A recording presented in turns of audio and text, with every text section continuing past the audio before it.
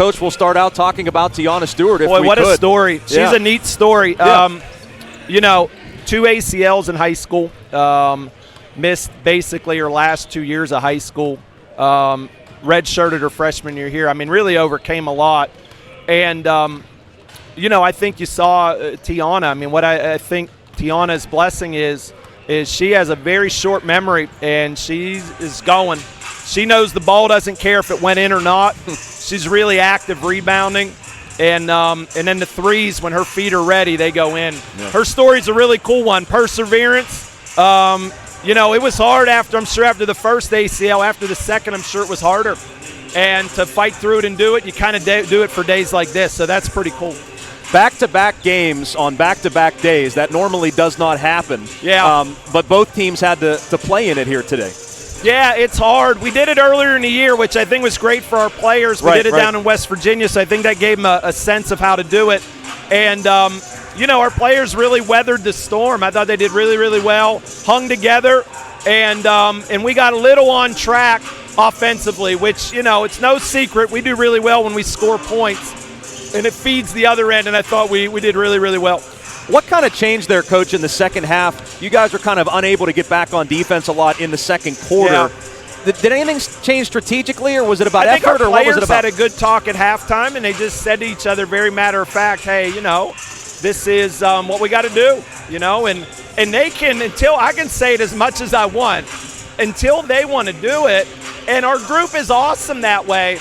We can talk to them, and they own stuff. They're very self-aware and reflective, and I think that maturity is showing, so it's really cool. I don't know. I looked through it because I'm a big numbers guy. Can't find the last time Seton Hill was 5-0 to start a season. Yeah. It's and now yesterday, 4-0 a few times. You mentioned yesterday, yeah. But Jason will have to get looking through the record books. He'll be in the mothballs and doing all that. Right. Yeah, and it's been at least 3 years since we started 2-0 in the conference, so that's really cool for our group. And that's a big congratulations to you, your assistant coaches, and your players. I know it's still a long road to go, but to start the season 5-0, that's tremendous. It's really good. Yeah, gives you guys a ton of confidence. Yep. And talk about this Bloomsburg team, Coach, because they didn't have great stats coming in, but they played some pretty good teams to start the season. Yeah. University of the Sciences and IUP, two nationally ranked teams. Yeah, and they played Binghamton, a good Division I team as well. Yeah. They play really hard. They're just like their coach.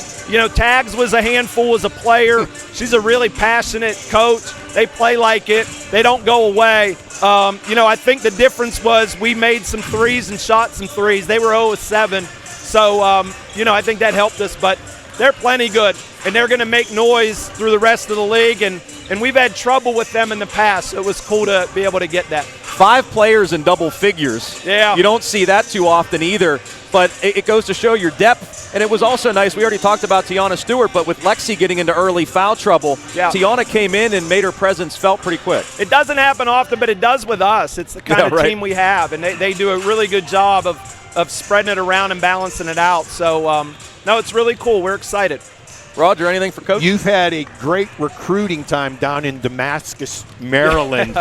So I would. Who's the other girl? Jenna Kaufman. Yeah. That's it. Yeah, you've done well down in that area, getting them to come up here to Seton Hill. Yeah, well, I think it speaks to, and there are more Damascus people than just the two of them. I know we have one on our women's lacrosse team, and there's been 1 or 2 others. It's a neat connection that developed over time, and Steve Katarski, I got to say his name, one of the real legends in Maryland high school girls basketball, and has had great programs. Remember when Tiana was a freshman in high school, Jenna was a senior, they played in the state title game. So That's obviously a good program, storied program. So, we're excited to have them here. I'm sure Jenna's watching somewhere. What's the plan for now as we're heading close to the Thanksgiving break? What's the practice schedule going to be like? We'll do some workouts the next 2 days, kind of get some maintenance with people, things like that. We'll be off Wednesday, Thursday, and then come back Friday. We have Frostburg here Sunday, who's a Mountain East team. And formerly Division III school, Coach, now Division II. Moving up, and they've been really competitive, so that'll be important for our region standings, and just try to keep this going, finish this home standoff well. If we can win 4 in a row at home, would be really good. What's your plans for Thanksgiving with the family? Eat a lot of food and a lot of pie. Who's cooking the food? That's what We're I want going to a friend's house. Okay. My favorite thing Adara makes is cranberries. She does cranberry relish, but it's like really authentic, organic, of course, in our house. Right. And it's really my favorite thing. So, no, it'll be great. And we wish happy Thanksgiving to everyone as well. Absolutely. Coach, thank you so much for your time. We'll talk to you soon. Thanks, Roger.